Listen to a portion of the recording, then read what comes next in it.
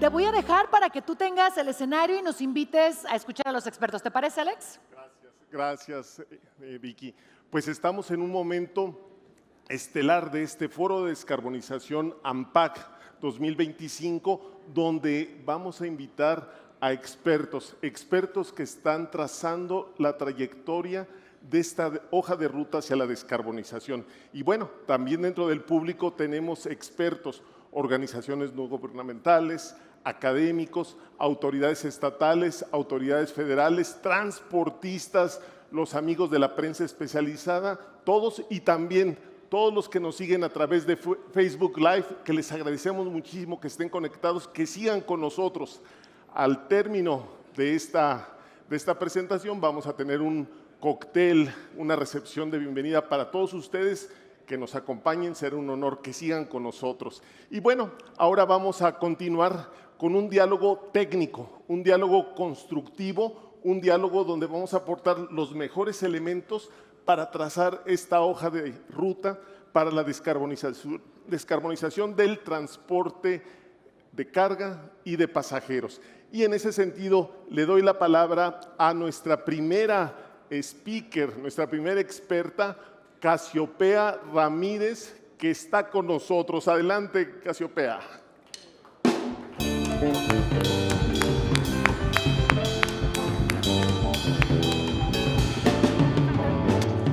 Bienvenida. Siéntate, Casiopea, por favor. Bueno, y siendo que Casiopea es una experta en algunos de los temas que nos ocupan para trazar este camino a la movilidad más sustentable, quisiera preguntarte, Casiopea, bueno, ¿cómo te sientes? Sé que tuviste hoy un tema en términos de movilidad, ¿no? De movilidad, o sea, ya ocurrió algo en términos de movilidad, pero ¿estás bien? Estoy bien, sí. Todo bien, Gracias. perfecto. Nos estamos muy contentos de tenerte aquí. Y bueno, nos piden en redes sociales que también mandemos saludos a nuestros amigos de Guerrero que están conectados. Muchos saludos, Guerrero, Acapulco, Ixtapa, todos, Chilpancingo. También nos piden que mandemos saludos a nuestros amigos de Aguascalientes, ahí, muy bien, Aguascalientes. Gracias por estar con nosotros. También autoridades de Yucatán, bienvenidos, qué bueno que están por acá. También a las autoridades militares que nos acompañan, a los senadores también que están con nosotros, muchas gracias por estar. A los amigos de Concamín, ahí los veo puestos, vientos, bienvenidos amigos de Concamín y todos los demás que nos acompañan. Veo ahí amigos de Conatram, saludo a los líderes de por ahí, de Conatram, de ANTP, AMTM, bueno, y ANERPV, también ya se me quedaron bien, Caname están por allá. Es el pase de lista, WRI México, GIZ, INA, AMIA, bienvenidos todos. Y ahora, Casiopea, pues entrando en materia, bueno, Casiopea Ramírez cuenta con más de 20 años de experiencia en regulación y mercados eléctricos. Es socia de Fresh Energy Consulting, donde lidera las evaluaciones de impacto regulatorio, análisis de mercado y estrategias de transición energética. Y también Casiopea tiene una amplia trayectoria profesional que incluye empresas multinacionales como Naturgy, AES y en el Green Power, habiendo gestionado proyectos energéticos en México, en Centroamérica y en el sudeste asiático. Ha sido consejera fundadora de Voz Experta y Asolmex, así como parte de los comités expertos de la Comisión Reguladora de Energía y el SENACE, contribuyendo a la apertura del mercado eléctrico y la integración de renovables. Y habiendo dicho eso, vámonos con la primera pregunta, querida Casiopea, y dice así: con las modificaciones recientes al marco constitucional y legal en materia de energía eléctrica y leyes secundarias, ¿será posible avanzar en la generación sustentable, distribución y suministro de energía eléctrica para impulsar la movilidad de vehículos pesados en nuestro país? ¿Cuáles son tus impresiones? Muchas gracias, Alejandro. Primero, gracias por la invitación. Es un gusto acompañarlos en este evento tan importante. Y además, hoy ya tenemos un poco más de información de cómo va a ser este marco. La semana pasada se promulgaron las nuevas leyes del sector eléctrico que impactan directamente el desarrollo de la movilidad eléctrica y de la electrificación en general de toda la economía del país.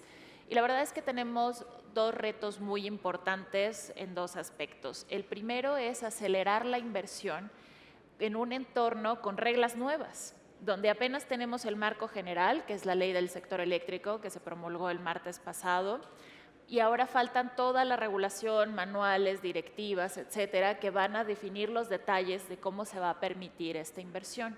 Pero yo creo que el reto más importante es cómo recuperar el rezago en inversión específicamente de transmisión y de distribución, que es fundamental para hacer llegar la energía eléctrica a todos estos puntos de recarga que necesita la movilidad eléctrica.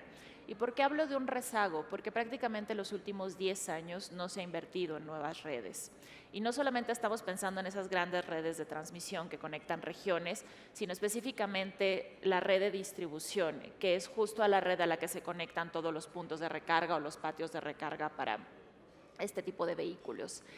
Y para darles unos números y para que veamos el tamaño del reto que nos toca enfrentar en este sexenio, es que en los últimos 10 años prácticamente las redes han crecido menos del 1%. Si hablamos de transmisión, es 0.01%. Si hablamos de distribución, dependiendo de los números que tomemos o el periodo, estamos hablando de 1.7 o 1%, es decir, nada, porque nuestra demanda tradicional crece al 3% o 3.5% anual. En nuestros documentos de planeación, la Secretaría de Energía nos dice que si logramos las metas de que al menos el 50% de los vehículos de pasajeros a finales del sexenio sean vehículos eléctricos o híbridos, o sea, es decir, que utilicen electricidad como una de las principales combustibles para su funcionamiento, nuestra demanda aumentaría un 1% más. Es decir, dentro de la tendencia natural de consumo de energía eléctrica, las redes ya no crecían lo suficiente. Y si ahora metemos nuevos usos de electricidad, es mucho menos que suficiente. Entonces necesitamos encontrar mecanismos de inversión que nos permitan expandir esas redes y llegar a los lugares que se necesitan. Pero el reto me parece más importante es cómo vamos a garantizar que la empresa estatal, que ahora tiene varios apellidos, no es la empresa pública, pero es el garante de la confiabilidad, pero tiene que ser el agente dominante del mercado, tanto en generación como en comercialización, ¿cómo vamos a garantizar que esta empresa con tantas tareas tan importantes tenga suficiente capacidad de inversión y sobre todo al ritmo y escala que necesita el sector para atender estas nuevas necesidades? Porque la electromovilidad es un usuario nuevo, digamos, es un nuevo uso de electricidad. No está todavía computado dentro de los planes o dentro de los usos normales del sector eléctrico y por lo tanto va a ser todavía más difícil que los fondos o que las necesidades de este tipo de sectores se incluyan dentro de las necesidades de inversión. Entonces, para mí ese es el reto más importante, es cómo posicionar a la electromovilidad como una de las prioridades para el desarrollo del sector eléctrico, asegurar los fondos y en caso de que la empresa estatal no sea capaz de atenderlos, que haya mecanismos de coinversión con la iniciativa privada para asegurar el desarrollo de esta infraestructura. Entonces, Casiopea, diríamos que el amor se refleja con hechos, es decir, si la electromovilidad no tiene recursos, no tiene inversión, entonces pues el amor no está ahí reflejado. Necesitamos esa infraestructura y necesitamos esa inversión necesaria para hacerlo. Y con eso te preguntaría, ¿tenemos hoy la infraestructura energética adecuada y suficiente para avanzar en la descarbonización? No solamente hablando de electromovilidad, sino considerando todo el ecosistema de tecnologías, electromovilidad, dice el ultrabajo en azufre, el gas natural vehicular o inclusive el hidrógeno, que lo vimos en las pláticas anteriores. ¿Tenemos esa infraestructura en el país? No la tenemos. Hay un rezago bastante importante otra vez. Y me voy a centrar específicamente en dos tecnologías, ¿no? En gas natural vehicular y en electromovilidad. Electromovilidad, otra vez, necesitamos electrolineras, necesitamos redes de distribución, necesitamos centros de recarga. Y esos, como les decía, hoy no existen. También para darles un número y recordando lo que pasó ayer, no sé si vieron las noticias, que ayer en la península de Yucatán hubo un apagón masivo. Eso está relacionado directamente con dos temas, con la falta de gas en la península, y que ese gas se utiliza principalmente para generación de electricidad, Entonces, la península es deficitaria en un 30%. Y luego, si no puede generar energía en sitio, necesita traer esa energía de otras partes del país. Y la red que conecta o el corredor que conecta a la península con el resto del país está completamente saturada. Está prácticamente todo el tiempo a tope, entonces cualquier cosa que pase ahí, la península se queda sin energía. Y eso fue lo que pasó ayer y eso es lo que pasa en muchas partes del país. El 98% de las alertas críticas que interrumpen el suministro eléctrico en México tiene que ver con falta de infraestructura de transmisión. Entonces, eso me parece que ya nos pone como un antecedente muy importante de se tiene que atender las líneas de transmisión, o sea, de gran distancia y de gran capacidad, pero también se tiene que atender todo el espectro de inversión hacia abajo, es decir, hacia las redes de distribución que permiten poner puntos de recarga en nuestras oficinas, en nuestras casas, en patios de recarga, etcétera. Y esa parte es la que hoy nos está atendiendo. Entonces, hoy no tenemos esa infraestructura y necesitamos crear los incentivos adecuados para poder desarrollarla. Y me parece que los incentivos adecuados van en dos maneras. Uno, que se reconozca la inversión que se hace en redes de distribución y transmisión para conectar nuevos centros de carga. Hoy las disposiciones administrativas para electromovilidad lo que dicen es, para conectar un nuevo centro de recarga, tú tienes que hacer un proceso de conexión normal, como si fueras cualquier tipo de centro de carga. ¿Esto qué quiere decir? Que vas a tardar de 65 a 115 días hábiles, ¿no? Entonces ya estamos hablando de que inmediato no va a ser. Después, esto viene, o sea, debido al rezago en infraestructura, viene acompañado de inversiones en refuerzos a la red, que son tanto para que tú hagas tu infraestructura para conectarte, como para que no afectes el resto del suministro en la región. Pero imagínense que nos dicen, quiero poner un patio de recarga en la Ciudad de México. Y SENACE te dice, claro, pero me tienes que hacer refuerzos hasta Querétaro, porque la red está bastante débil. Y dices, ok, bueno, pero ¿quién los va a pagar? ¿Tú los vas a pagar? Y yo no, final, Casiopea, ojalá tuviera para pagar eso. Y aquí viene mi pregunta. A lo mejor aquí los compañeros de la prensa pudieran hacer alguna aportación importante, además de conocimiento y cobertura. ¿Cómo vamos a poder financiar esa transición energética y qué diseño institucional necesitamos pues, para que puedan participar tanto los particulares como las instituciones públicas? ¿Cómo vamos a hacer esa unión entre inversión pública e inversión privada? Esa es la parte curiosa, porque así como tú inviertes, hoy tienes que cederla gratuitamente a CFE y después tienes que pagar por utilizar esa infraestructura que tú hiciste. Entonces hay un doble pago. Si sumamos todos estos costos a la infraestructura y luego se las pasamos al consumidor porque alguien tiene que pagar por esto, entonces la electromovilidad ya no es rentable o se vuelve no tan rentable como podría serlo con una infraestructura que estuviera repartida entre todos los usuarios del sistema. Entonces, lo que tenemos que generar es un marco que permita recuperar esas inversiones que está haciendo la iniciativa privada para conectar sus centros de carga y que se repercuta de alguna manera en las inversiones de CFE, ya sea con tarifas diferenciadas, con un mecanismo de aportaciones, etcétera. Pero es decir, que no pagues y luego vuelvas a pagar por esa infraestructura. Eso me parece uno de los mecanismos más importantes. Ahora, la ley de CFE, la nueva ley, sí permite asociaciones con privados para desarrollar infraestructura de transmisión y de distribución. Me parece que el de cómo van a ser estas asociaciones va a ser clave, ¿no? Porque si CFE no puede garantizar que haya recursos para desarrollar esta infraestructura, va a haber un problema. Y pues nos van a cargar a los privados toda esa inversión. Pero pasa exactamente lo mismo a nivel de gas natural. Si no hay más infraestructura anclada en grandes usuarios, le hace CFE, Pemex, etcétera, no se va a poder hacer nuevos ductos de distribución o almacenamiento de gas para que esté disponible para estas terminales de gas natural vehicular. Y ese es en realidad el problema que estamos viendo hoy en día. No hay suficiente ni capacidad de almacenamiento ni de distribución para que lleguen a los nuevos usuarios y entonces, por lo tanto, los usuarios entramos en pánico de decir, pues si yo compro uno de estos vehículos y hago un recorrido de gran distancia, no voy a encontrar una electrolinera o una estación de recarga de gas natural para poder volver a cargar mi vehículo y entonces, por lo tanto, descarto la opción. Entonces, Casio, permíteme, y ahorita para ya concluir, nos queda 1 minuto 30. Entonces, ¿es viable la electromovilidad en los recorridos de larga distancia? ¿Con estos retos que mencionas? Hoy yo diría que no. De corta distancia sí, pero eso es algo en lo que tenemos que trabajar conjuntamente, porque no lo puede hacer todo un privado.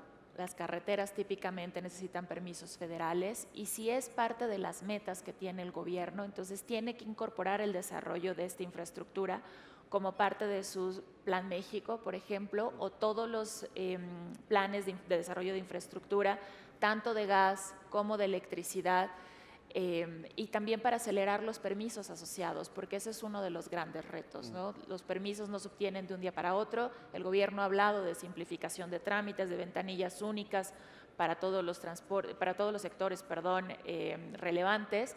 Y entonces, esta sería una de las tareas importantes a incluir si es que se quiere cumplir con esa meta, ¿no? Del 50% al 2030. Entonces, muchas gracias, José. Sin duda nos quedan algunas reflexiones importantes como inversión, un marco institucional sólido, la posibilidad de que participe el sector privado y el sector público e indudablemente inversiones en innovación, en infraestructura y también con un compromiso ambiental, ¿no? Con una visión ambiental, que se note esto en los instrumentos financieros y en los instrumentos de planeación que tiene el gobierno y también el sector privado. Y si me permites añadir un último punto, el tema de precios, porque hoy con un acuerdo nacional de tope de precio a la gasolina, con tarifas subsidiadas de electricidad, entonces va a ser difícil dar las señales de precio o de mercado adecuadas para la adopción de nuevas tecnologías que típicamente, ¿no?, en su etapa de adopción, de etapa temprana de adopción, tienden a ser más caras, ¿no?, por esta curva de aprendizaje y sobre todo por el desarrollo de infraestructura. Pero si competimos con áreas subsidiadas o que no reflejan los costos reales que tiene asociado este combustible, va a ser muy difícil que penetren a la escala que necesitamos para descarbonizarnos. Perfecto. Bueno, pues ahora sí, le pedimos el aplauso. Gracias. Muchas gracias, Casiopea. Y mira, te pido por favor que en esta primera silla, aquí que aguardes mientras anuncio a otro experto y que representa al gobierno federal en todo el sector electromovilidad. Entonces, hablo de mi tocayo Rodolfo Osorio, a stage. Muy bien.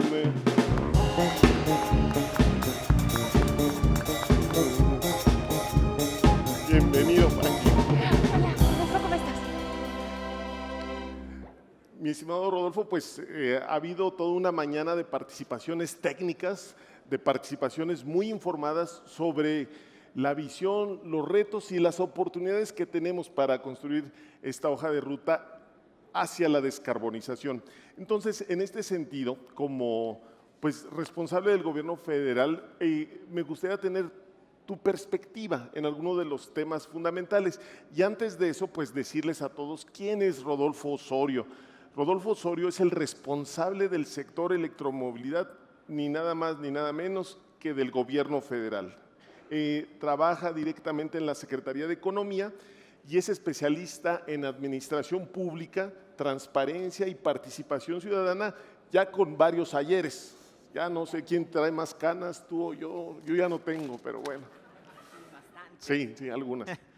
Es licenciado en Relaciones Internacionales por la Universidad Iberoamericana, cuenta con un máster en Acción Política y Participación Ciudadana en la Universidad Francisco Vitoria en Madrid, España. Se ha desempeñado como director general de vinculación para organizaciones de la sociedad civil en la Secretaría de Relaciones Exteriores en el sexenio pasado y también lideró iniciativas para la atracción de inversión e impulso económico global. Además, fue director general de administración en la Secretaría de Medio Ambiente del Gobierno del Distrito Federal, consolidando estrategias de gestión ambiental y desarrollo urbano sostenible. Entonces, pues tenemos un speaker con una voz autorizada para platicar algunos de los retos y visiones que tiene el gobierno actual en torno a la electromovilidad.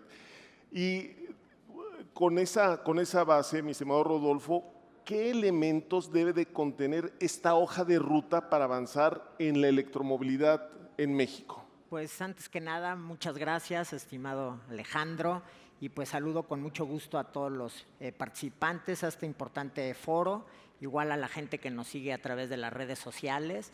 Y bueno, pues principalmente comentar que considero que ahorita en México se vive un momento importante para esta transición hacia la electromovilidad. Hay condiciones que nos lo están permitiendo ver de esa manera, si bien es algo que ya inició hace algunos años, pero en estos momentos esta transición hacia una movilidad sustentable está atravesando por un momento importante y de aceleración. ¿Por qué lo considero así?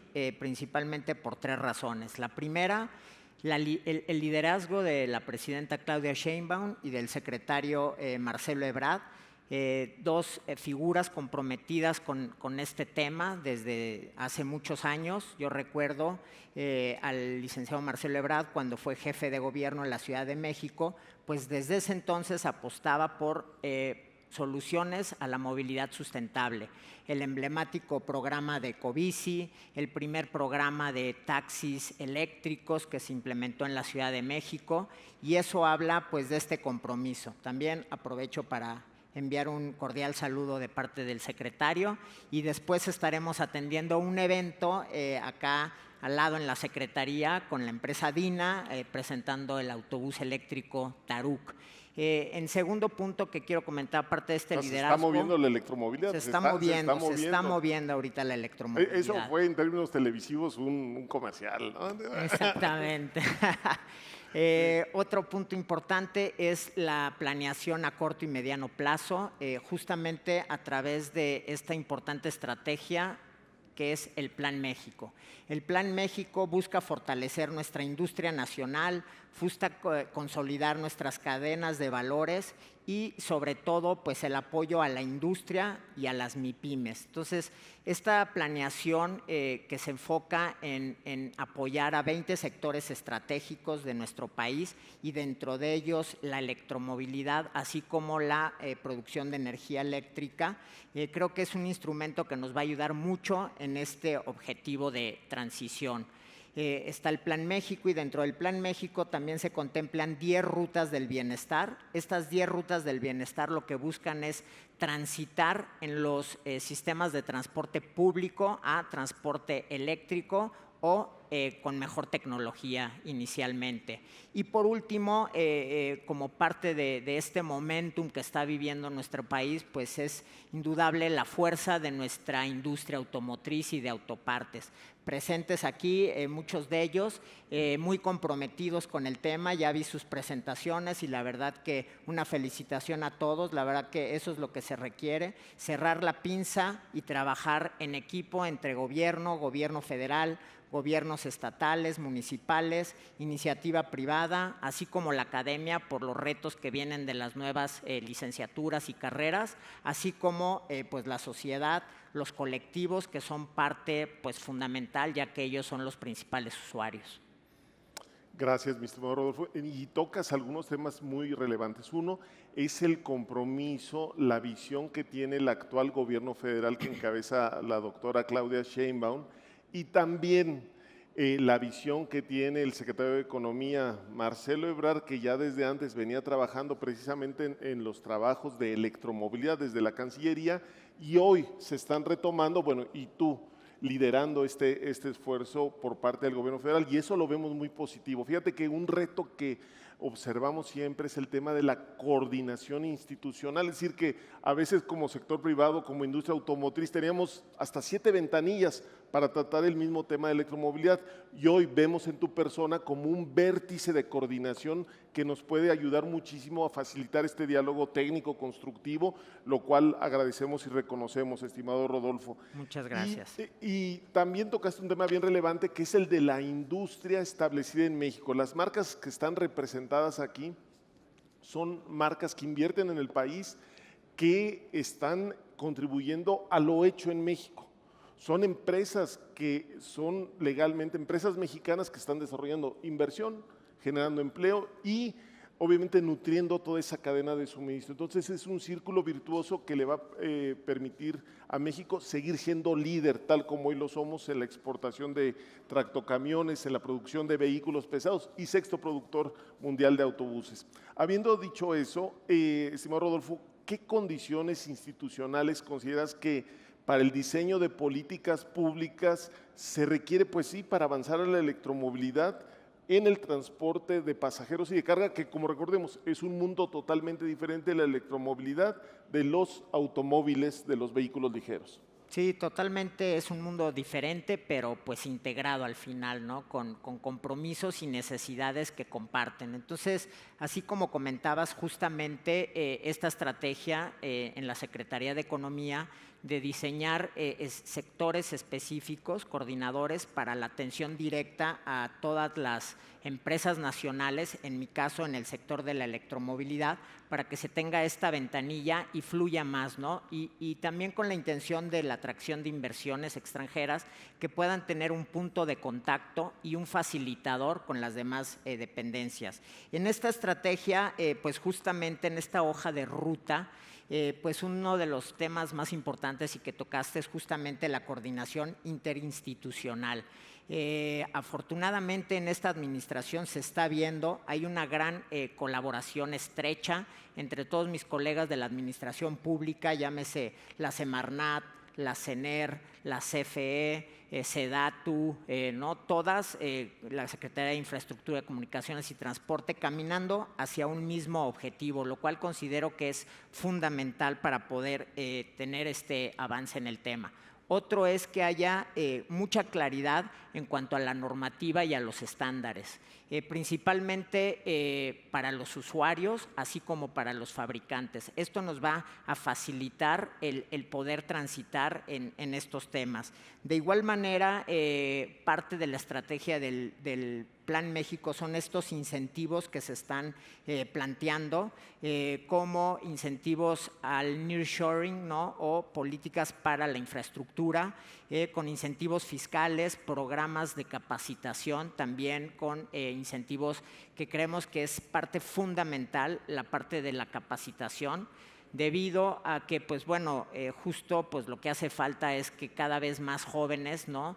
Se involucren en estas nuevas carreras, licenciaturas que se requieren para tanto la fabricación de los vehículos como el servicio postventa, ¿no? Creo que es algo muy importante, así como los incentivos que ya se comentaban, que estamos trabajando con Banobras, con Nafin, buscando nuevos mecanismos, también a través de cooperaciones internacionales, la GIZ, el banco KfW, que están en programas importantes. Entonces, tomando esto, creo que eso nos va a facilitar a poder tener esta implementación de estas acciones importantes, mi estimado.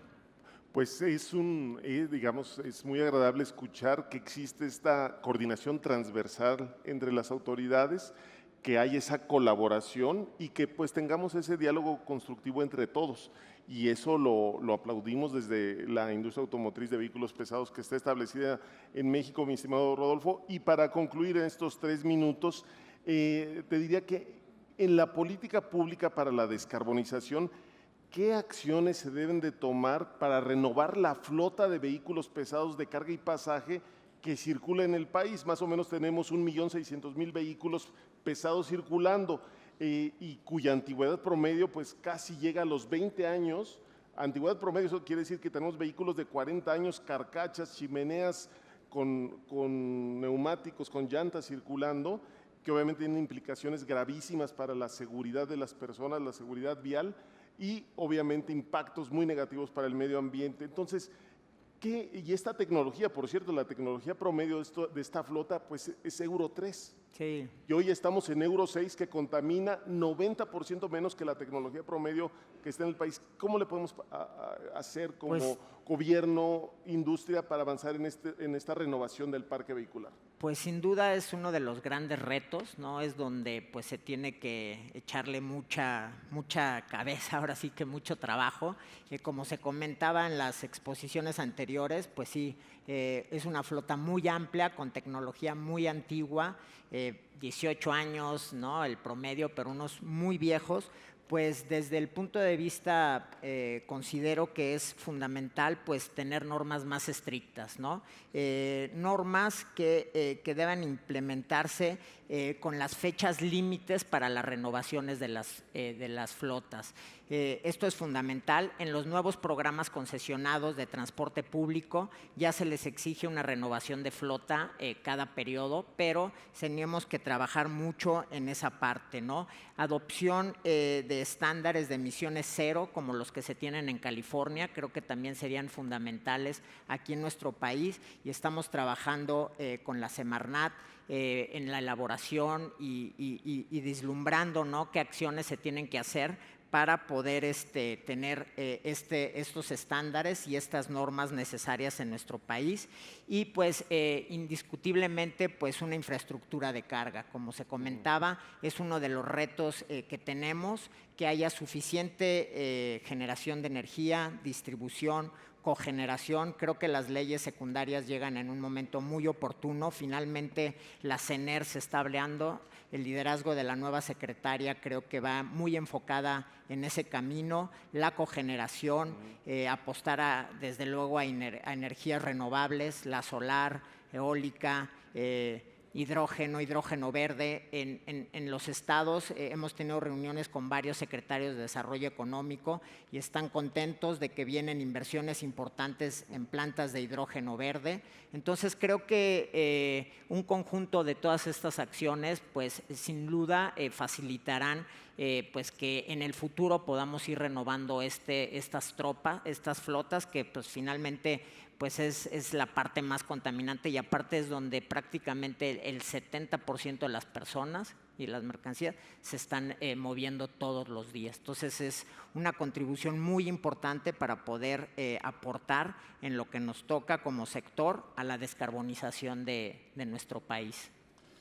Perfecto, pues conceptos muy claros, muy aterrizados, estimado Rodolfo. Y bueno, con eso le damos Un aplauso. tarjeta verde. Gracias. Con aplausos. Muchas gracias.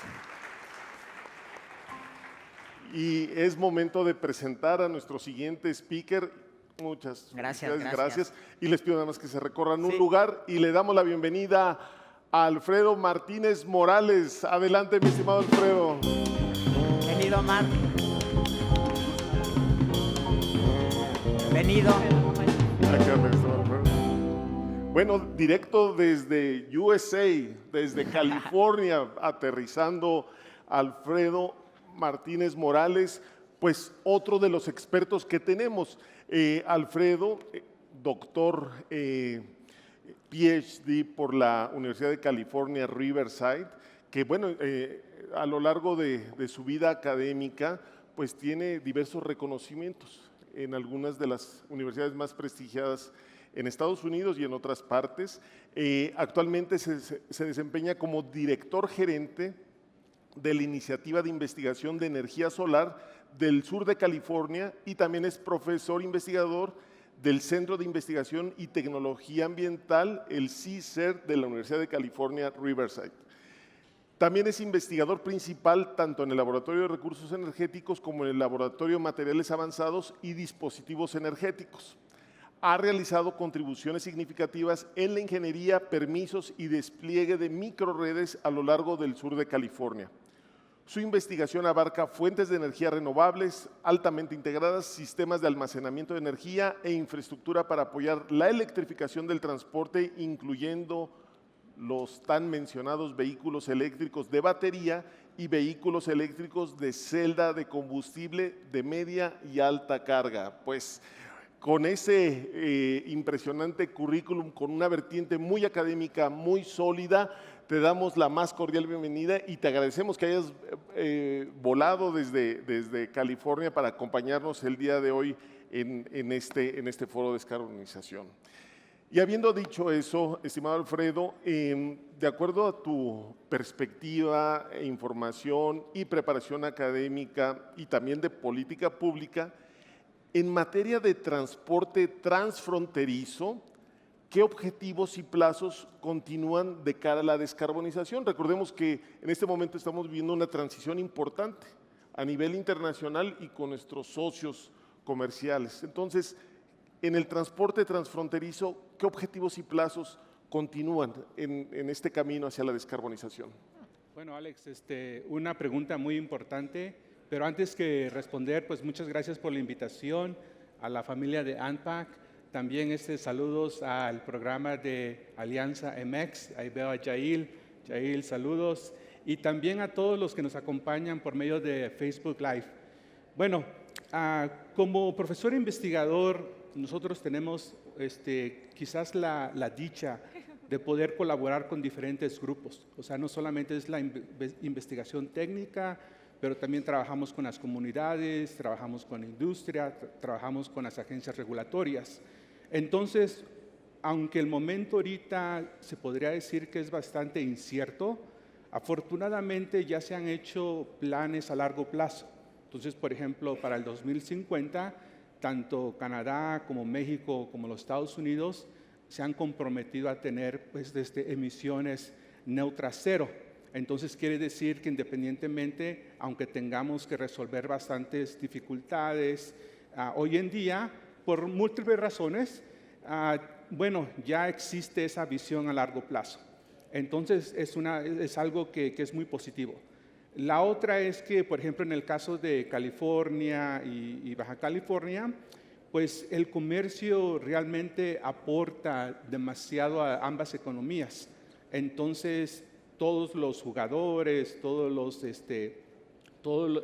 las comunidades fronterizas, pues están realmente invertidas en que haya, que las cosas sigan creciendo de una manera pues orgánica y que no haya disrupciones. O sea, el sector privado está con Sí, las pilas puestas para seguir exactamente. adelante. Entonces, como podemos ver, por ejemplo, a través de este evento, bueno, el sector privado está comprometido y afortunadamente las comunidades también están comprometidas. Una de las cosas que nosotros hemos hecho en los últimos años como universidad es trabajar de una manera muy cercana con las comunidades y ahora, sobre todo con un proyecto que tenemos con el programa Alianza MX, hemos trabajado con las comunidades fronterizas. Entonces las comunidades en sí, ellas mismas están pidiendo que se vaya descarbonizando el transporte, porque son de las primeras que son afectadas directamente. O sea, no solamente en las emisiones, pero también en el ruido, en el tráfico, en varios aspectos. Y entonces, por ejemplo, aunque ahora en California estamos lidiando con las dos normativas, las normas ACF, ACT, por ejemplo, ACF está parcialmente, pues está ahorita como en pausa en ciertos aspectos.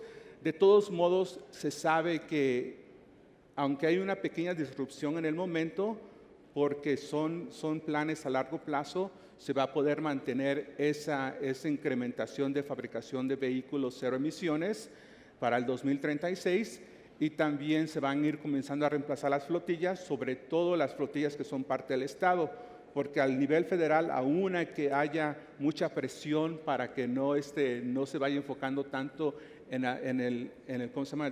Descarbonización de la transportación. De todos modos, a nivel estatal, el gobierno está muy comprometido. Entonces, yo en lo personal soy muy optimista de que se va a poder continuar, llegar a ese futuro donde el sistema de transporte se va a descarbonizar. ¿Algunas fechas que quisieras puntualizar? ¿Algunas fechas Sí, bueno, relevantes? fechas importantes, yo creo que el 2036 es importante, por lo mismo que la ACT todavía está en vigor. El 2050 definitivamente muy importante, no solamente en el sistema de transporte, pero en el sistema general de energía, sobre todo en el estado de California. Entonces yo creo que estas son fechas muy importantes y que hasta cierto punto en la administración del presidente Biden, de todos modos se pusieron ya leyes en vigor y todavía aún siguen las leyes en vigor y hay candados que la protegen hasta cierto punto. Nos podemos quedar con una visión optimista de lo que está sucediendo del otro lado de la frontera, particularmente en California, que California, recordemos, está CARB, que es un estándar setter, el que establece estándares medioambientales para muchos estados de la Unión Americana. Sí, yo personalmente tengo una posición muy optimista. Perfecto. Claro que sí.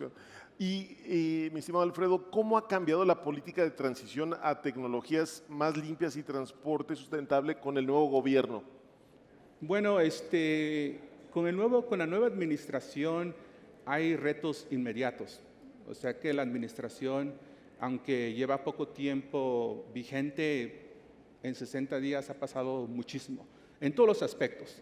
Entonces, por ejemplo, en el mismo caso de California, por ejemplo, la norma ACF tenía un componente en el que el Estado podía pedir una excepción para que los requisitos se mantuvieran y fueran superiores a los del nivel federal.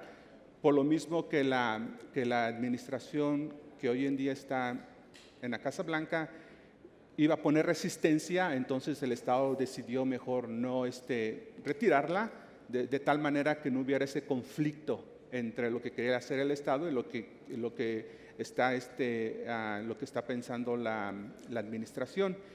Entonces, yo creo que aunque uno podría pensar que crea incertidumbre, y sí es cierto, crea muchísima incertidumbre, por lo menos en el corto plazo.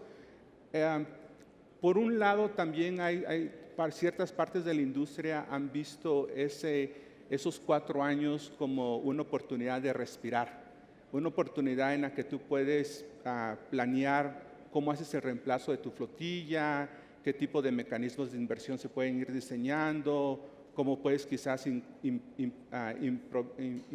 mejorar la tecnología, tener más apoyo a nivel estatal, federal. Entonces yo creo que por muchas partes nos da un poco de respiro, pero regularmente la mayoría de la industria, por lo menos en los Estados Unidos, siempre ha tenido esa preocupación de que los costos pueden ser excesivos y muchas veces las normas son muy agresivas. Entonces, por ejemplo, en el caso de mi centro, la razón por la que se estableció hace 30 años fue porque el Estado de California quería implementar ciertas normas, la industria automotriz decía que eran muy agresivas, que no se podían conseguir, y entonces se necesitaba esa tercera entidad que pudiera ser neutral y ver las cosas desde un aspecto técnico-científico, ayudar a asesorar a las agencias estatales, y de ahí se puede desarrollar las normas de una manera que sean realistas. Porque muchas veces políticamente las normas se pueden desarrollar de una manera que suenan bien, que la gente las apoya, pero muchas veces no existen los mecanismos que les den la fortaleza o los pies que necesitan. Entonces, por ejemplo, en el caso de Estados Unidos, hay parte de la industria que sí mira como una oportunidad de respirar, y también del lado opuesto, muchas de las comunidades que son directamente afectadas, pues también están levantando la mano de que, por ejemplo, quizás van a seguir ellos siendo afectados, por lo menos en el corto plazo. Mi estimado Alfredo, para aprovechar estos últimos 3 minutos, te quiero hacer 2 preguntas rápidas, concretas. Sí. ¿Qué retos observan los transportistas de Estados Unidos para migrar sus flotas a la electromovilidad? Un tema. Y la segunda pregunta, ¿cómo está el avance de la tecnología en Estados Unidos, podremos ser competitivos como región en electromovilidad y también considerando los avances que tenemos en México en esta materia? Ok, bueno, puntualizo. Bueno, en cuanto a retos, sobre todo el costo. O sea que el costo es alto, aunque sí existen ciertos beneficios en cuanto al mantenimiento y otras cosas. El costo es bastante elevado a comparación de otro tipo de vehículos como de diésel. Y también algo que estamos teniendo bastante dificultad, y me imagino, bueno, como se comentaba hace rato, también en México se ve lo mismo, es la infraestructura. O sea que aunque Estados Unidos y el Estado de California tiene una infraestructura muy buena, de todos modos los tiempos para poder desarrollar un parque de recarga son larguísimos. O sea, puede ir de 3 años a 6 años o más. Entonces, no es manera de que tú puedas manejar ese negocio. Entonces, la otra cuestión sería también de que hay necesidad de tener entrenamiento de tu personal. O sea, el manejo del vehículo es diferente, el mantenimiento que se les da es diferente. Entonces, son aspectos que se tienen que coordinar de una manera muy inteligente. O sea, cómo bajar el costo, hacerlo más competitivo, cómo desarrollar la infraestructura que se necesita y también cómo tienes tú la capacidad interna de poder manejar esta nueva tecnología. Y luego, bueno, con respecto a la cuarta pregunta, bueno, ¿Seremos competitivos como región en materia de electromovilidad? Yo, de cara yo al digo, futuro? yo digo que sí, porque, Creo que sí. por ejemplo, la región de Canadá, Estados Unidos, México, es una región muy fuerte económicamente. Entonces, yo creo que como el comercio es una gran fuente no solamente de recursos o de poder apoyar a la economía de las tres naciones, también pues crea muchos trabajos y permite que hay una oportunidad. Yo creo que ahora que el TEMEC se va a renegociar, quizás incluir aspectos que permitan que se mantenga esa competitividad a nivel regional. O sea que en los Estados Unidos ahorita lo que más es importante es la economía local, la creación de trabajos y también la incrementación de manufactura en el país. Entonces yo creo que son aspectos que se pueden apalancar para tener una regularización apropiada. Muchas gracias, mi estimado Alfredo. Pues nos das una perspectiva muy informada de lo que está ocurriendo en Estados Unidos, en California y también cómo converge con México. Oye, y por ahí te mandan en redes sociales saludos desde Tijuana al doctor Alfredo, tienes tus fans por ahí y también pues saludos a nuestros amigos que nos están siguiendo en redes sociales en Oaxaca y en Puebla. Muchas gracias por conectarse a nuestro Facebook Live. Y continuamos con la transmisión, mi estimado Alfredo, Claro que y sí. recibimos ahora a nuestra última experta. ¿Te vas a ir al último? Sí, nos recorremos Sí. y le damos la bienvenida a Sofía Ramírez y le damos el fuerte aplauso a Alfredo. Qué gusto. Qué gusto. Gracias, pues estamos cerrando esta primera parte del diálogo con expertos y pues tenemos a una voz reconocida, Sofía Ramírez, directora general de México, ¿cómo vamos? Ahora sí que una pregunta muy a tono en estos momentos. Desde octubre de 2020 eres la directora general, es maestra en economía por el ITAM, trabaja por cerrar las brechas salariales y garantizar oportunidades para todas las personas, por la igualdad de género y por construir un mejor entorno. En el 2024 fue reconocida como una de las economistas más influyentes de México por Forbes México. Bienvenida, Sofía, gracias que estás aquí en este foro. Y ahora sí que abriendo camino, te quiero preguntar, ¿cómo puede México desarrollar esa infraestructura energética que han mencionado todos los ponentes? Hay un punto de convergencia sobre infraestructura energética necesaria para el transporte sustentable, considerando las restricciones del presupuesto público. Nunca el presupuesto es suficiente, siempre es un bien escaso.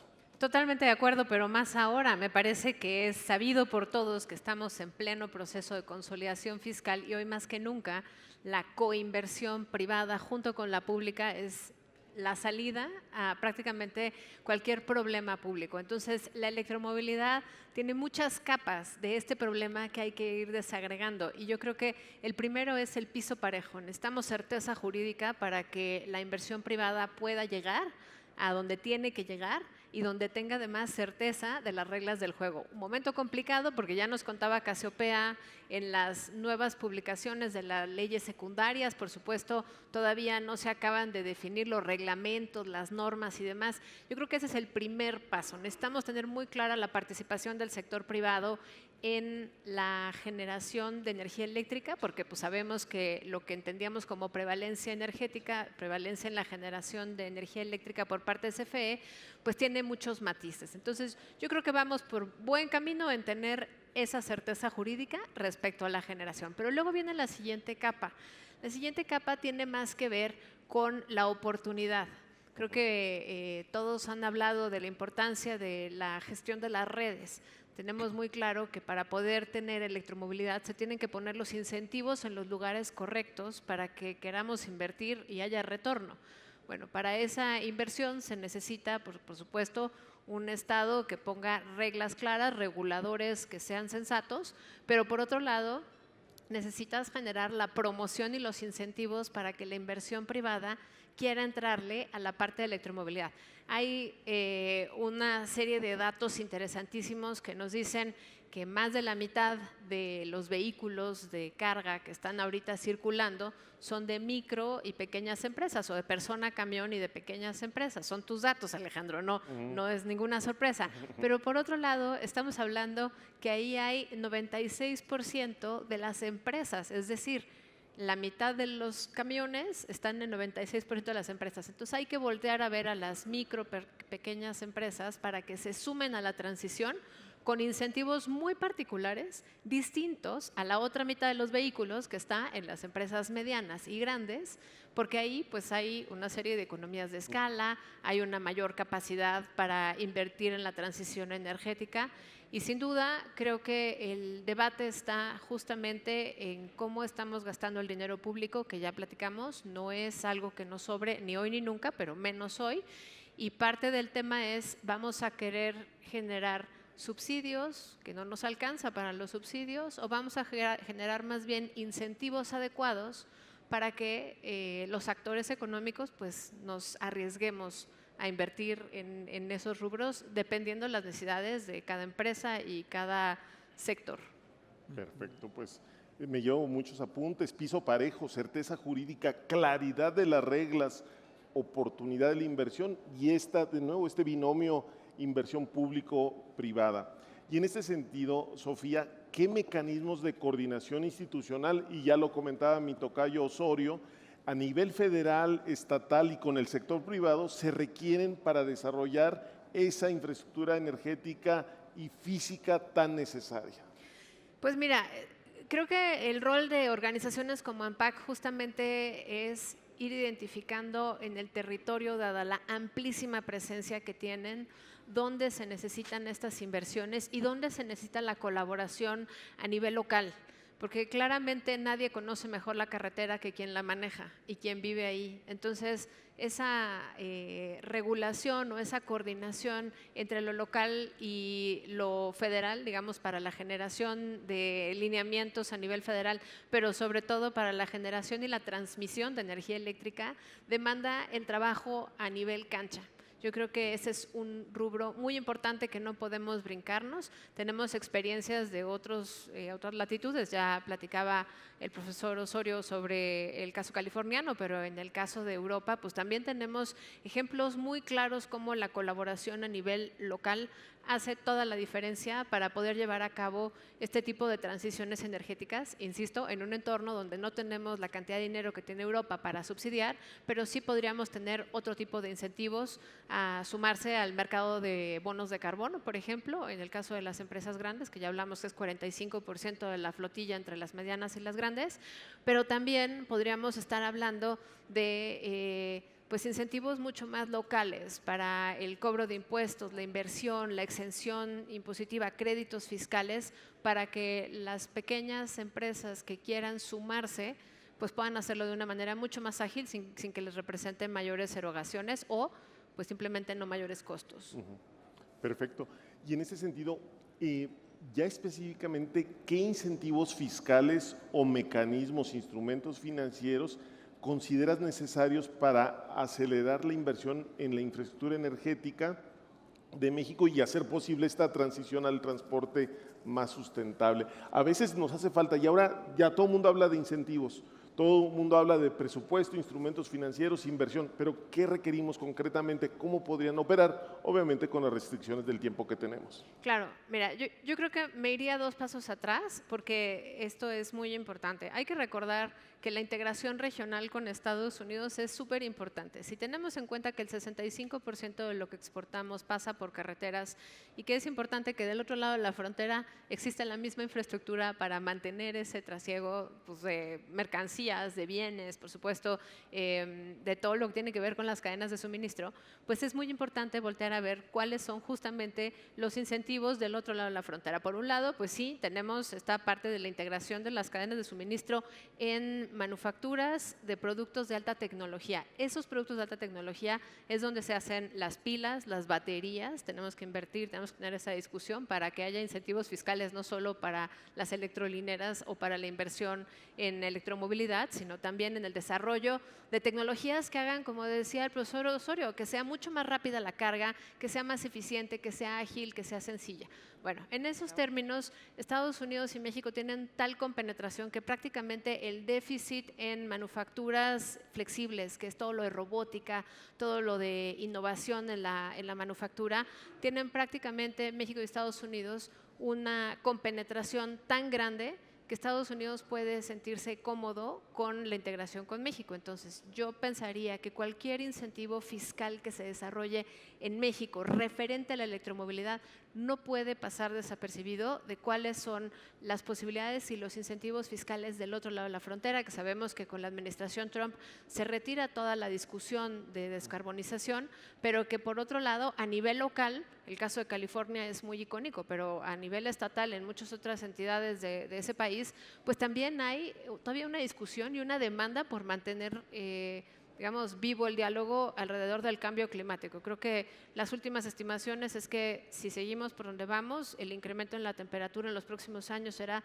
de 3 grados Celsius y esa discusión es algo que le afecta a la gente. Esa es una discusión que aunque no la tengamos de manera vívida en estos meses, no se está retirando y yo apelaría justamente a la revisión de los incentivos fiscales a nivel local en coordinación con Estados Unidos y considerando la integración de las cadenas de suministro en términos de alta tecnología. Exacto. Algo muy importante que subrayas, incentivos no solamente para el desarrollo de infraestructura o para adquisición de vehículos, sino en la cadena de suministro, esta cadena de suministro de alta tecnología, que esté invirtiendo, que esté innovando, generando patentes por México, y eso es muy, muy relevante. Y para ir cerrando tu participación, estimada Sofía, es ahora sí la visión del otro lado. ¿Qué condiciones económicas debe de ofrecer México para que empresas inviertan en infraestructura de carga para el autotransporte pesado y de logística de bajas emisiones? O sea, también de nosotros, ¿qué ofrecemos? ¿Qué podemos ofrecer?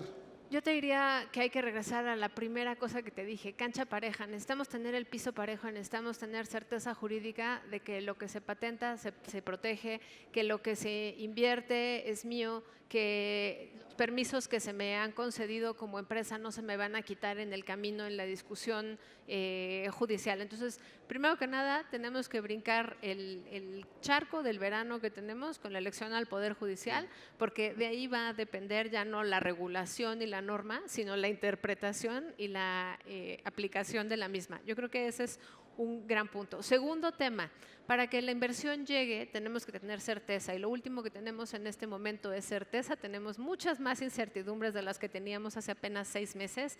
Entonces, a nivel doméstico tenemos pues, que demandarle al gobierno que haya lo más básico, seguridad para el patrimonio, seguridad carretera, seguridad pública, pero también que haya una inversión en la logística, en términos de los puertos, en términos de la generación de incentivos fiscales, sí, pero también de incentivos de otro tipo a la inversión en investigación y desarrollo. Tenemos una inversión en investigación y desarrollo muy por debajo de países como Chile, Colombia, incluso Argentina como porcentaje del PIB, y no puede ser en este momento donde cuando les hablaba la integración de las cadenas de suministro en productos de alta tecnología es aquella que nos va a permitir ganar el argumento racional respecto a la integración en Norteamérica. Muchas gracias. Y mira, y aprovecho este último minuto para una reflexión muy importante. Nos acompañan autoridades estatales, autoridades de movilidad estatal aquí, les agradecemos su participación. ¿Cómo le hacemos que en esta transición a nuevas tecnologías no se quede concentrado en, digamos, en las grandes ciudades de México este desarrollo sustentable o transporte sustentable y del otro lado, en las pequeñas ciudades y municipios, pues incremente esta brecha de descarbonización? Ahí es donde creo que ANPAC tiene de verdad ganada la discusión. Claramente la economía de redes siempre nos dice poner la red es caro y después quien saca beneficio de la red, pues no va a querer pagar el costo pues ya hundido de poner esa red. Y yo creo que Ese es el caso de la electromovilidad. Y justamente la presencia de ANPAC en territorio con tanta representación a nivel estatal va a permitir ir detectando dónde son los focos, dónde son las carreteras, dónde tienen que ir las electrolineras, dónde tienen que haber los talleres de reparación de las pilas del camión que se está moviendo con electricidad.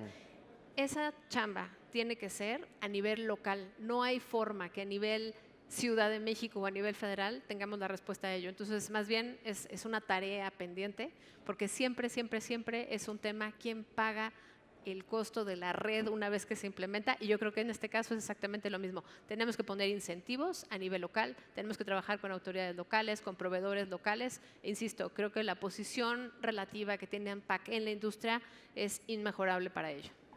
Muchas gracias, Sofía. Pues bueno, ahora sí, tarjeta verde para Sofía, que nos presenta un panorama, retos, pero también instrumentos claros para avanzar en esta hoja de ruta.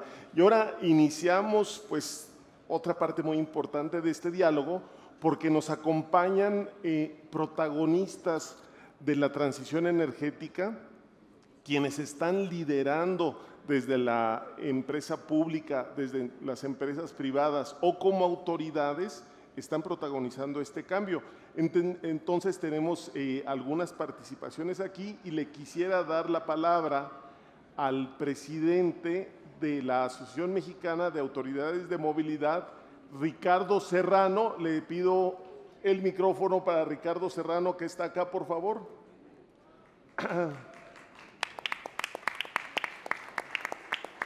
Y viene el micrófono. Ricardo, aquí pues un poco me decías, ¿cuál es la visión de las autoridades de movilidad en este sentido? Y aquí están varios de los expertos, de los protagonistas de ambos lados de la moneda, para que nos platiques cuál es tu visión y qué retos ves o qué pregunta le planteas a los propios expertos. Igualmente los expertos, si alguien quiere tomar, revirar, contestar alguno de los cuestionamientos, más que bienvenidos. Adelante, Ricardo. Gracias, Alejandro, y felicidades a los cuatro por sus aportaciones. Me parece que se ha dicho lo más importante. Yo quisiera además reflexionar desde la autoridad, de las autoridades estatales, de la Asociación Mexicana de Autoridades de Movilidad, pues que este ejercicio permite ver pues, que la descarbonización va a llegar si queramos o no queramos, estemos o no estemos preparados. Yo me acuerdo cuando decían, oye, ¿por qué no subimos al Tratado de Libre Comercio? No estamos preparados, hay que prepararnos. Esto va a llegar con nosotros o sin nosotros. Me parece que la gran pregunta será, ¿quién va a tomar la batuta en términos de infraestructura, del piso parejo, de la legislación? Porque, a ver, pues el tema eléctrico es una alternativa, ¿no? Y sin embargo hay otras alternativas que van a ir siendo cada vez más eficientes y a las que no debemos dejar de ver. Y aquí la gran preocupación va a ser la brecha que tiene el mismo número de pantones, de colores que un pantone, ¿no? El país es muy diverso, muy diferente en su topografía, en sus condiciones climáticas, no todo lo que aplica en la Ciudad de México, en Guadalajara, aplica a todo el país. Y me parece que tomar en cuenta esta diversidad va a permitir que tengamos un plan de largo plazo. Este tiene que irse midiendo poco a poco, me parece que es un tema transgeneracional. Y pues la pregunta queda en la mesa, me parece ahí. El gran reto es quién va a tomar la batuta, si la vamos a tomar los gobiernos, la iniciativa privada. Hoy me pongo a pensar en quién patenta, quién hace las patentes, digamos en términos numéricos. Pues la mayoría están en la iniciativa privada porque las necesitan para su desarrollo. En este caso me parece que es una política pública muy importante el tema de ir mejorando el ambiente en todos los aspectos. No podemos ver solamente la movilidad eléctrica como un único elemento de descarbonización y de sustentabilidad ambiental, y me parece que hay que ver en qué lugar está inserto, digamos, en este tema. Entonces, pues ahí se las pongo, y desde parte de la Asociación Mexicana de Autoridades de Movilidad, pues estamos trabajando junto contigo, con ANPAC, con la WRI, con Rogelio, que está por aquí presente, Angélica, igual con Nicolás desde la AMTM, para ir encontrándole soluciones prácticas a temas complejos, ¿no? Pues esa es mi participación, muchas gracias. Sí. Muchas gracias, comandante Serrano. Y aquí rápidamente una reacción rápida de los panelistas. ¿Quién quiere abordar? Pues me parece que es muy importante la pregunta. Yo te diría, el gobierno lo que tiene que hacer es regular garantizar que esa regulación se aplique, o sea, supervisar y por supuesto acompañar. Pero yo no creo que con un menos del 3% del PIB de la inversión pública históricamente podamos tener la esperanza que el gobierno sea quien invierta. Yo creo que lo que necesitamos es que generen las condiciones para que la inversión en términos de la transición energética, en términos de la descarbonización, pueda ocurrir. Esa sería mi aportación.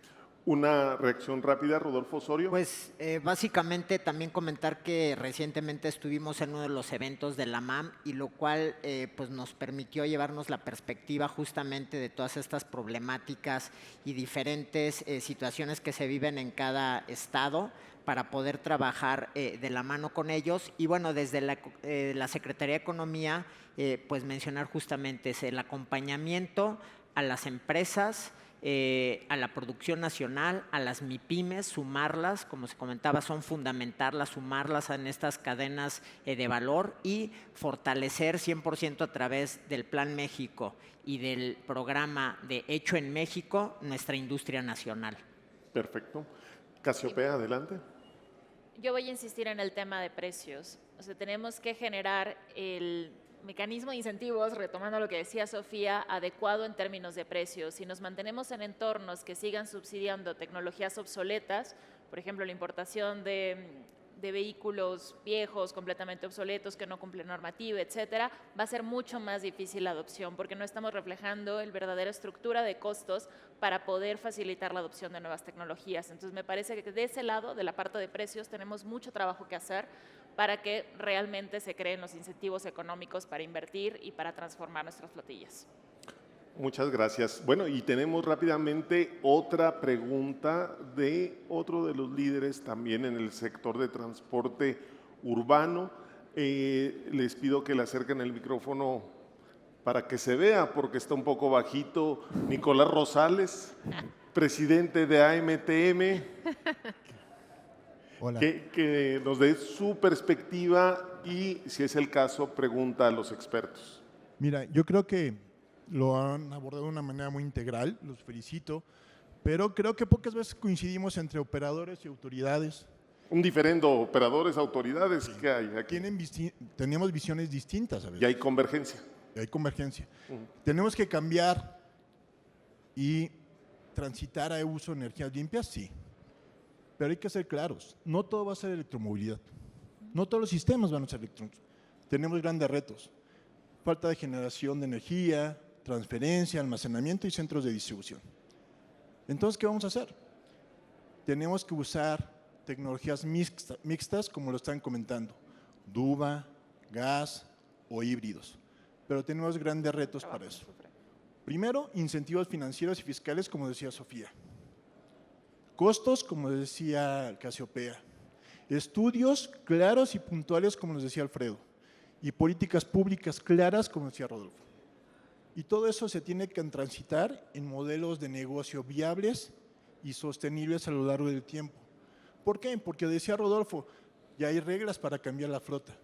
Sí, pero después de 30 años de una flota obsoleta, cambiar a tecnología nueva es muy caro. Y el sector urbano de transporte no está en condiciones. Se nos ha olvidado que hace 5 años estamos en pandemia. Acabamos de cumplir días de que cumplimos 5 años con la declaración aquí en México. Sí, sí. Y todavía se siente el impacto de la disminución de la demanda en el transporte público. Ese impacto que ocasionó una crisis financiera en el sistema de transporte de cualquier parte del mundo. Y tenemos que transitar sí o sí, como bien comentaban. Pero tenemos que trabajar de manera colaborativa autoridades, tanto federales o estatales, como con operadores, con instancias especializadas y academia. Y eso no lo podemos hacer solos, ni siquiera las autoridades ni los operadores. Entonces, el punto de reflexión aquí es un trabajo conjunto entre los distintos actores y tomadores de decisiones y también de operadores, para poder transitar a un proceso de descarbonización que nada más hay que comentar un tema fundamental. Al año mueren más de 40,000 personas en México por temas de salud, de manera prematura, por temas de contaminación. Y es un factor. Pero dentro de todo lo que tenemos que hacer, y hemos empezado a hacer un caminito poco a poco, pero falta mucho. Muchas gracias, mi estimado Nico. Oh, pues, mira, te aplaudieron sin sacar la tarjeta, ¿eh? No, muy bien, ya traes porra. ¿Alguna reacción rápida a las reflexiones que nos hace Nico? Sofía. Yo siento que soy la que levanta la mano primero, pero bueno, así ha sido siempre desde la escuela. Sí. Yo creo que tienes toda la razón en términos de hacer el planteamiento de una sustitución de flota no es viable en cuestión de 2 años por decreto. Eso no funciona así. Me parece que es muy importante separar entre las capacidades y los incentivos que pueden tener los grandes operadores a los pequeños operadores, porque estamos hablando de 2 mundos diferentes y sin embargo estamos hablando de más o menos mitad y mitad de cantidad de vehículos. La parte que más me ocupa en este momento es sí la revisión del TEMEC con posibles incrementos en las reglas de origen y pues que entonces no vayamos a alcanzar la capacidad de generar todo esto a nivel regional en el corto plazo y que eso encarezca además la producción. Por supuesto que en un país donde hay tantas desigualdades sociales, pues de modo que le digas a las personas camión que dejen de trabajar porque sus camiones ya no sirven. O sea, se nos colapsa el país, no la ciudad, el país. Yo creo que hay una transición importante que hacer en el discurso. Por un lado, la parte del empleo, la calidad de vida. Acuérdense que 70% del ingreso de las familias viene del empleo. Bueno, hay que hacer que los empleos que dependen de los pequeños operadores pues no se pongan en jaque con esta descarbonización. Y por otro lado, necesitamos pensar cómo le hacemos para sumar a la ola pues a los grandes operadores con planes de negocios que sean viables, con autoridades regulatorias, con necesidades regionales, que se dice muy rápido, pero es, como dices, cuestión de años y años. Yo creo que es un muy buen momento para acelerar ese tema, porque las condiciones están puestas y también la necesidad está ahí. Como dices, la gente nos morimos de enfermedades respiratorias, pero también la gente se muere justo porque tienen unidades de transporte público obsoletas, sin mantenimiento. Entonces yo creo que hay muchos argumentos para tener esta discusión a nivel técnico con las autoridades, pero sobre todo considerando que no es un único perfil de operadores con el que estamos tratando y que no todas las familias que dependen del sector van a poder sobrevivir una transición de descarbonización en los mismos términos. Claro. Hay diferentes tipos de transportistas, hay segmentación, hay microsectores, hay macrosectores, entonces todo este ecosistema hace un gran reto para avanzar en la movilidad. ¿Habría alguna otra reacción de nuestros expertos? Casiopea, adelante. Toda esta plática me hizo recordar uno de los programas más exitosos de sustitución de equipos obsoletos, que era del FIDE, del ahora extinto FIDE, pero que era justo para reemplazar electrodomésticos, específicamente refrigeradores, lavadoras, etcétera. ¿Y por qué lo relacioné? Porque estaba pensando en los números que dabas de hombre camión, ¿no? O sea, llegar a esos individuos, ¿no? Es un universo bastante amplio, pero es un poquito más diferente y los programas tienen que ser, obviamente, hechos a la medida. Pero ya tenemos este tipo de programas exitosos, por eso mencionaba los electrodomésticos, ¿no? Ir de casa en casa cambiando refrigeradores no es sencillo, pero se logró. Y se hizo a través de normas de eficiencia. Entonces hablaban de normas, de la necesidad de revisar esas normas, de hacerlas más estrictas, pero también de hacer un programa de sustitución que sea compatible con las capacidades del gobierno para ir verificando ese intercambio, digamos, o esa salida de transportes obsoletos, pero también de las capacidades de programas de financiamiento que permitan adquirir y financiar con medidas específicas para este tipo de usuarios estos nuevos proyectos. Entonces, ya existen esas experiencias, hay que tropicalizarlas al sector automotriz, pero me parece que se podían tomar esas experiencias muy exitosas que ha habido a nivel país para poder hacerlo en tiempos bastante cortos, diría yo. Gracias. Pues sí, y también realmente pues que la tecnología es cara todavía, entonces pues sí es importante ir bajando estos costos. Definitivamente para un concesionario hombre camión pues es un salto muy alto, ¿no? En eso, entonces por eso es la importancia también de fortalecer nuestra industria nacional y ofrecer, ¿no? Opciones más baratas, ¿no? Es fundamental la inversión en innovación, en tecnología, y hay marcas mexicanas, ¿no? Que ya están echándole ganas para traer autobuses a precios competitivos con productos mexicanos, ¿no? en su cadena de suministro, que eso es fundamental, y también las grandes marcas que están produciendo ya en México con manos mexicanas, Volvo, Mercedes, todas, pues cada vez esto va a ir permitiendo también tener precios más accesibles y buscar estos financiamientos para apoyarles, porque es fundamental. Hay proyectos de financiamiento, está por ahí NAFIN, está la cooperación alemana, pero pues definitivamente faltan recursos, pues contando con este universo tan amplio que se tiene. Sí, gracias. Adelante, Alfredo. Claro, y algo que me gustó mucho que dijo Nicolás, y bueno, como investigador, el hecho de que la diversificación de tecnologías es muy importante. Esto lo hemos aprendido en otras tecnologías como las energías renovables. Y bueno, también un llamado a la colaboración, una colaboración que sea complementaria, que sea muy abierta. Sobre todo los centros de investigaciones, nosotros tenemos mucho interés en participar y colaborar con la industria, entonces buscar oportunidad donde se pueda capacitar estudiantes, el personal profesional, para que, bueno, les vayamos dando todo ese apoyo que las nuevas tecnologías van a necesitar y se vaya complementando en tiempos que son muy esenciales.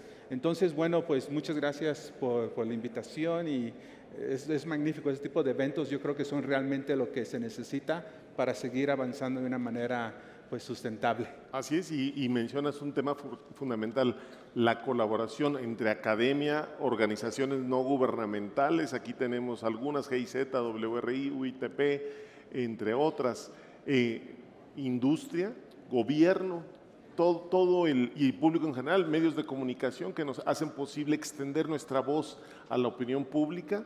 Entonces, todo este ecosistema es fundamental. Y en este sentido me gustaría darle la palabra también a Miguel Quintanilla de Transportes Nimo. Miguel, que tú nos das una perspectiva desde el transporte de carga, también fundamental en este proceso de descarbonización. Micrófono para Miguel, por favor.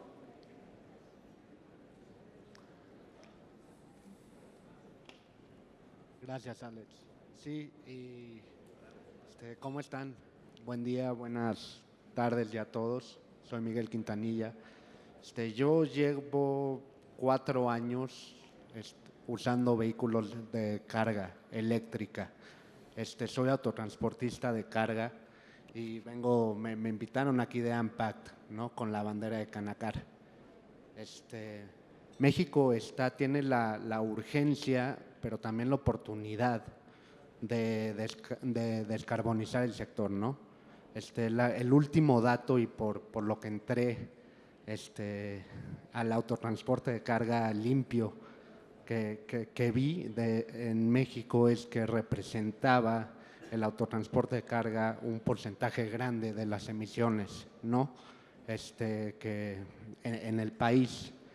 Entonces, hoy ya tenemos una flotilla de un tamaño bastante importante. Son 49 unidades eléctricas que tenemos operando, y cuando empezamos a operar con flotilla eléctrica nos encontramos con una serie de problemas, ¿no? Para poder empezar. Y vimos que sí, las condiciones y el terreno no estaba tan planito para poder empezar en autotransporte de carga eléctrico. Uno de los problemas que nos encontramos fue el costo alto, ¿no? De las unidades. Los vehículos eléctricos de carga tienen un costo alto. Entonces es importante porque sí hay empresas grandes como Bimbo, Cemex, Transportes Marva, otras empresas que ya empezaron a invertir en flotillas eléctricas y tienen flotillas ya bastante grandes, pero si no se generan las condiciones favorables para que el empresario o el transportista pueda invertir en nuevas flotillas o renovar su flotilla, entonces el costo va a vencer a la renovación y se va a generar una brecha todavía mucho más amplia entre unidades nuevas y modernas de las empresas grandes y las MIPYMES y hombre camión que tienen unidades más viejas. El segundo problema con el que me encontré fue la infraestructura de carga eléctrica. ¿no? Las unidades eléctricas de carga están limitadas en su autonomía porque no es lo mismo. O sea, es muy importante enseñarle tanto a los empresarios que quieran emprender el camino del transporte de carga eléctrico, hablando únicamente eléctrico, porque ahorita hay otro tema, eléctrico, pues, ofrecerles una capacitación o educarlos bien acerca del tema, porque sí es posible, sin tener un terreno tan planito, sí es posible empezar en el transporte de carga eléctrico. Pero lo importante es conocer cómo funcionan, porque no es lo mismo un motor a diésel que una batería eléctrica. Son dos monstruos que se ven completamente igual, pero son completamente diferentes. Entonces, la infraestructura de carga me limitó por la autonomía del vehículo y me di cuenta que el negocio que podía tomar de transporte de carga eléctrico estaba limitado a las operaciones y modalidades locales. ¿Por qué locales? Porque eso me permitía recorrer menos de 180, 160 kilómetros diarios y maximizar el uso de vida de la batería, porque así como les comentaba ahorita que el motor a diésel no es lo mismo, la vida útil de la batería eléctrica se rige por ciclos y ese ciclo es la autonomía completa o el recorrido completo de una batería. Entonces, la solución que vimos ahí fue platicando con cliente, nuestro proveedor del financiamiento para el arrendamiento de la unidad, que eso nos ayudó muchísimo, el cliente y el proveedor. Nos dimos cuenta que la mejor opción era plantar la infraestructura de carga que teníamos nosotros en conjunto cerca de las zonas de carga donde cargábamos la carga general, ¿no? Claro. Dentro de las unidades. Entonces, esa fue la segunda solución que encontramos con el terreno no tan planito. Y el último problema que encontramos fue más que nada, no era tanto el servicio postventa, sino que la falta de refacciones para las unidades eléctricas. Las unidades eléctricas tienen, en general, en un porcentaje general, utilizan mucho menos, bueno, no tanto, pero menos piezas que una unidad a diésel o gasolina tradicional. Sin embargo, hay un problema y una escasez de estas mismas piezas para las unidades eléctricas en el país. Han sido 5 años en los que, 4 o 5 años más o menos ya, en los que he visto una evolución en general del país y hacia dónde, y qué están viendo y hacia dónde estamos avanzando. Y como les decía en un principio, pues sí es inevitable la descarbonización del sector autotransporte, tanto de carga como de pasajeros en el país. Pues, mi estimado Miguel, ahí recojo algunos temas bien importantes: infraestructura, autonomía, el modelo financiero, el modelo de negocio, las refacciones. Es decir, seguimos con el tema del ecosistema, un enfoque sistémico para atender el tema de la electromovilidad, para impulsarla. Y en ese sentido me gustaría preguntarle a los expertos si tienen alguna reacción a los principales planteamientos que plantea Miguel Quintanilla. Ahora alguien más, ¿no? A ver. ¿No? Pues bueno, creo que justamente pues son parte de los retos que hemos estado comentando, ¿no? De esas áreas de oportunidad que se tienen que implementar en nuestro país para que se pueda pues ofrecer estas flotas en todos los segmentos, en el automotriz, al usuario de un carro eléctrico, a los transportes públicos, a los transportes de carga, a los transportes de pasajeros. Y pues sí, definitivamente pues la infraestructura de carga sigue siendo, desde el gobierno federal se están buscando estrategias para lanzar pues unos pilotos, ¿no? En las rutas más importantes, pero definitivamente es un trabajo que requiere el conjunto de la empresa, de la IP. Poniendo un ejemplo, en China, pues la empresa de autos BYD está desplegando una red de estaciones de carga amplísima. Entonces, creo que definitivamente tendrá que ser un trabajo compartido, pero sí poniendo todos los puntos muy claros, ¿no? Sobre la base para poder realizar este tipo de proyectos. Perfecto. Bueno, pues para ir cerrando este segmento, tenemos aquí una mano levantada. Claudio Gallegos de Conatram, con una visión de la persona camión, antes llamado hombre camión, la familia camión. Es la familia camión porque es un ecosistema también al interior de la familia, la célula más importante de México, la familia. Mi estimado Claudio, brevemente, con la reflexión, pregunta, 1 minuto más o menos. Rapidísimamente, muchísimas gracias. Bueno, se ha hablado aquí ya de todos diversos temas y quiero irme sobre la cuestión de la renovación vehicular, que es el principal problema que enfrenta hoy el día el hombre camión. Aquí se ha hablado mucho y todo, pero lamentablemente debo decir que desde 31 de diciembre de 2017 el sector del autotransporte dejó de tener los beneficios fiscales para poder accesar a la renovación vehicular. Entonces, todo esto que nos están presentando es, por supuesto, que muy interesante. Sin embargo, yo lo quiero dividir en 2 etapas, si se me permite, ¿sí? Esto que se está viendo ahorita, si hablamos para el sector del autotransporte del Servicio Público Federal, creo que son acciones un tanto futuras. No así para el reparto de la famosa última milla, que son los que están en las metrópolis, que son a los que sí les puede aplicar esto porque tienen la infraestructura para poder desarrollar ese sistema que se requiere para poder trabajar este tipo de vehículos. Por el otro lado, como me dicen que tengo que irme rápido, ¿sí? Recordarles que Semarnat desde el año 2006 nos ha traído con el ofrecimiento del diésel Duba.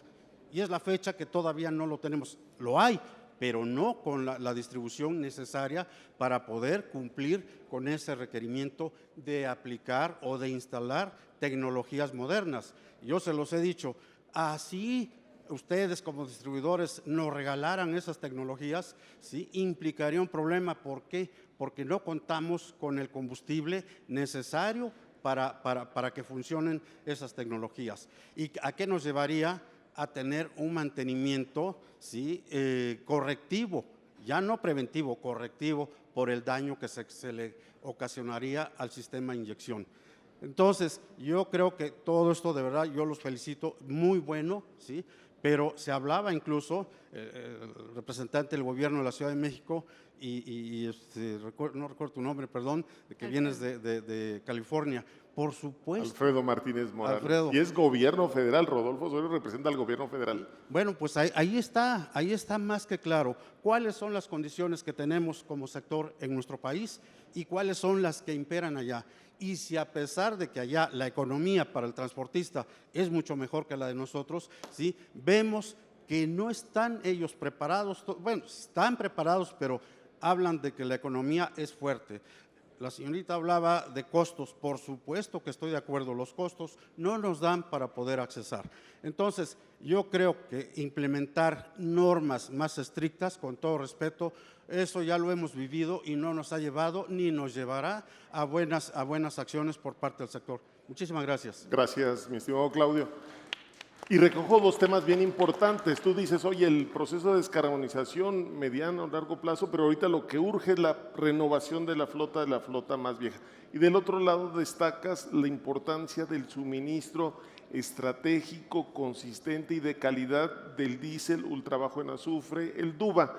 Y aquí le doy la palabra a los expertos si tienen alguna reacción sobre estos 2 importantes temas. Yo tengo una reacción rápida. Me parece que le está dando al clavo. Necesitamos irnos por partes. Por eso yo segmentaba entre los transportistas grandes, las empresas que tienen capacidad de inversión, que ya tienen experiencias, que ya tienen varios años y haciéndolo además en otros países. Yo creo que ahí tenemos una estrategia distinta que puede ser irnos a distancias más largas, irnos a trabajar con parques industriales, trabajar con el gobierno federal para que sea un tema de provisión de energía eléctrica, preferentemente limpia para no morirnos de contaminación por las coquizadoras y las hidroeléctricas, pero creo que esa es una estrategia con los grandes. Y con los chicos, yo pensaría más bien, como usted dice, empezar a trabajar en la sustitución de las flotillas. ¿Por qué no los camiones de basura en las grandes metrópolis? ¿Por qué no el transporte público, que tanto decías que está carente todavía en términos de número de transporte transportados y número de vagones.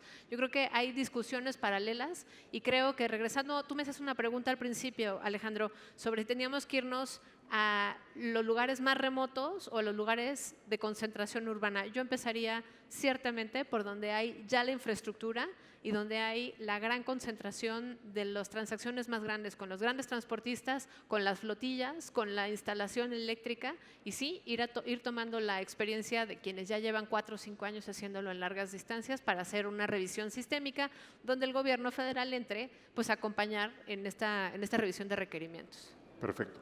¿Alguna reacción de los expertos aquí? ¿No tenemos reacción? Bueno, tenemos un video que nos mandan con una pregunta. Juan Carlos Abascal de ADO Mobility. ¿Tenemos video, consola? ¿Cómo están? Me da mucho gusto poder tener este video con nuestros buenos amigos del ANPAC. Antes que nada, soy Juan Carlos Abascal de Mobility ADO y quiero aprovechar estos segundos para hablar sobre los grandes retos que tenemos en la descarbonización del transporte, tanto en los servicios urbanos como en el largo recorrido. Quisiera empezar por el largo recorrido. Como ustedes saben, uno de los grandes temas en el negocio de largo recorrido es la autonomía y el tiempo de recuperación que podemos tener en una unidad para que vuelva a trabajar. Aunque hoy el tema de la duración de las baterías y las autonomías cada día vienen creciendo, todavía sigue siendo el gran reto el tiempo de recuperación y de la carga. Sabemos que las diferentes marcas y productores de autobuses eléctricos están trabajando en las cargas ultra rápidas. Si eso se soluciona y podemos tener la recuperación del autobús, creo que las oportunidades crecerán. Y el otro gran reto es para yo tener una decisión de una línea de largo recorrido eléctrica, ¿qué pasaría con la capacidad de la generación y la colocación de los centros de recarga durante todas nuestras rutas? Teniendo estas dos soluciones, creo que pudiéramos seguir creciendo en el proceso de los largos recorridos.